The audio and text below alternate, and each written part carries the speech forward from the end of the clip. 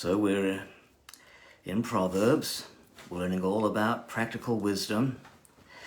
Chapter 10 and verse 1 says, "A wise son brings joy to his father, but a foolish son grief to his mother." And throughout the first 9 chapters, Proverbs has presented a sound argument for pursuing a life of wisdom. Chapter 10 begins with a title, The Proverbs of Solomon. This is where everything changes. This is where we enter into a treasure house of wise sayings, 375 of them, usually 2 lines long, presenting a serendipity of wisdom that will provide you with optimum success in life. Generally, the formula or phraseology follows an antithetical parallelism. Yes, so it's got 2 lines, and the second line of the couplet restates the argument of the first line, but from the opposing perspective, in order to compare and contrast the blessings of wisdom and the dangers of folly. That's generally how it goes. On the one hand, in Proverbs 10 and verse 1, where it says, a wise son brings joy to his father, we have the wisdom, the way that wisdom brings about joy. That's on the one hand. On the other hand, it says, but a foolish son brings grief to his mother. So there is the contrasting aspect of foolishness, which increases the positive perspective of what wisdom can bring. You will either have joy, and it's not that you won't be left with an intermediate state. You'll either have joy or you'll end up with grief. So it's not as though you can coast through life on a medium keel, just pursuing your course. You're either going to have, when you traverse life, you're either going to have joy or you will end up with grief. And that's the way that these 375 proverbial sayings are construed, with this contrast. Most of them at least follow that kind of pattern. So on the one hand, we've got the joy of the father, on the other hand, the grief of the mother. And this is set up for nearly 400 pieces of God advice on how to approach life. Forgive me, my words are struggling to come out accurately. Should we choose wisely, we'll bring joy into the world. But if we choose foolishly, grief will swallow us up. The joy is ascribed to the father, and grief to the mother isn't excluding emotion from either party. So it's not as though if a son does wisely that the mother doesn't get to experience joy.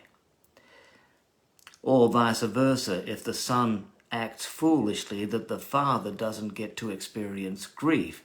But it's just saying that there is through the activity of wisdom, joy will come to our whole life, to our parents, to the world that surrounds us.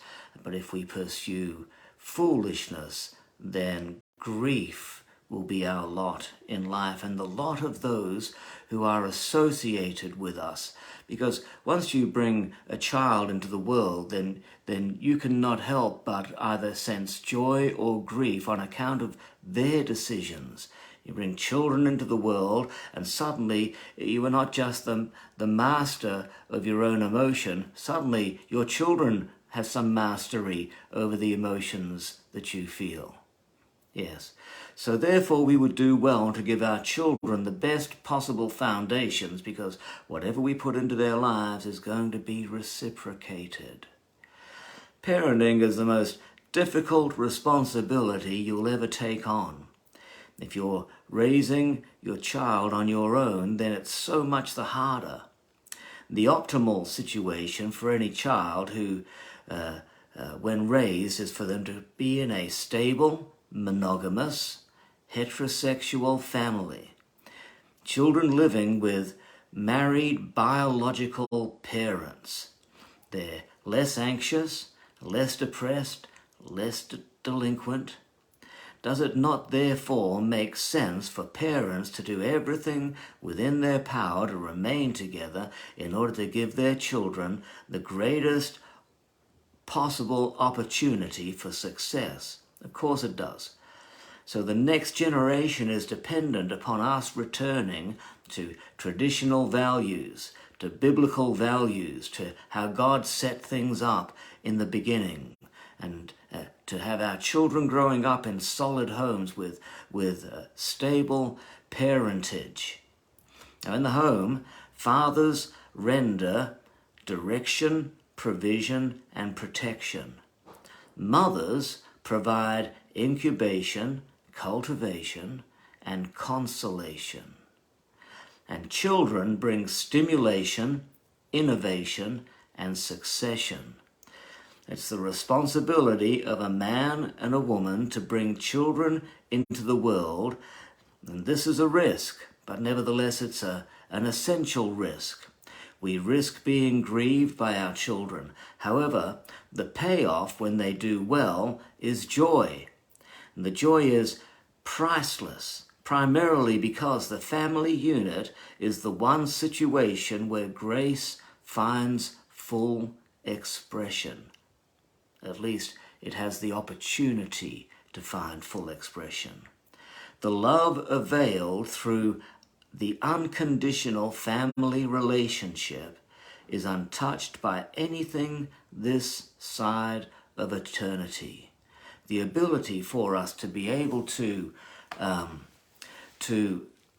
forgive and to forget and to put up with one another's idiosyncrasies and quirks and fancies and all of the multitude and plethora of things that we wouldn't perhaps put up with in others, we'll put up with within the family unit, because there is an expression of grace and love that you will find within the family unit that you won't find in any other relationship on earth, this side of eternity. So the Proverbs is bringing us into an understanding that we can experience great joy if we will build something that is strong, stable, and bring into that strong, stable relationship children that can grow up being fed wisdom, so that they in return will return wisdom to the family unit and return wisdom to the world, or extend wisdom to the world around us. That will bring us joy. That's what the Proverbs is saying will take place. So there's the wisdom from Proverbs. We've entered a new phase now, coming into something new now. Going to have a lot of short statements with much wisdom contained therein. So look forward to sharing more of these things with you when we meet next time and look into the book of Proverbs. God bless you.